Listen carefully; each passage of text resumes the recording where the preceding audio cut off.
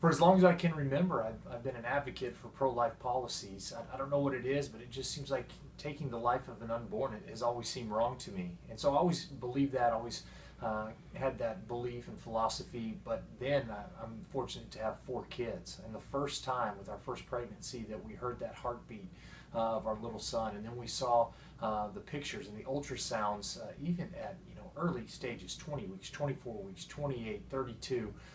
It's a living, breathing human being. And so once you see that, I think once you come into contact with that reality that that thing growing inside your wife is not just a clump of tissues, it's not just a bunch of cells, but it's a human identifiable person, that just further entrenches your pro-life beliefs. And so that's really what has drawn me to this struggle, drawn me to this fight, is not only do I know from my mind that that's a human person inside the womb, but having seen it with myself, now my heart is in the fight as well. And so I want to do all I can to promote pro-life policies, do all we can to fight for the unborn, to make sure that they can see the light of day. And that's really why I'm pro-life.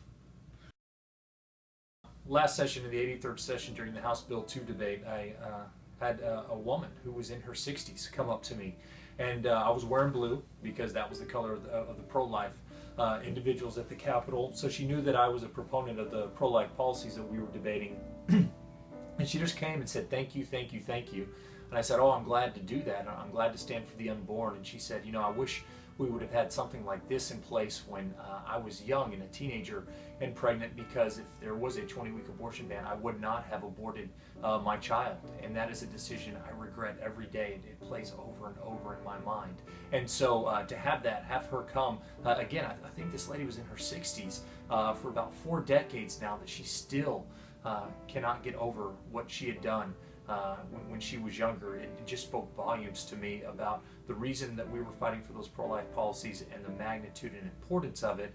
Because if we could help one lady like that keep her child and not make that decision and regret it for 4 decades, then I think we've done something worthwhile.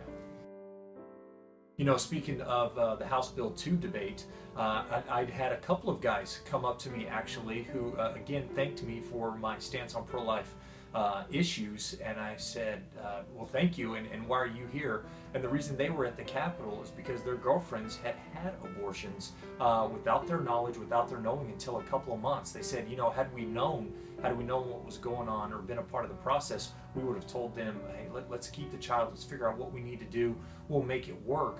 But because they weren't a part of the process, because they didn't know what was going on, they never got to meet their son or their daughter. And so it was a realization to me that so many times we focus on the women, we focus on the unborn child, but a lot of times there's fathers who want to have a child out of these circumstances, and they're not able to because of decisions that are made.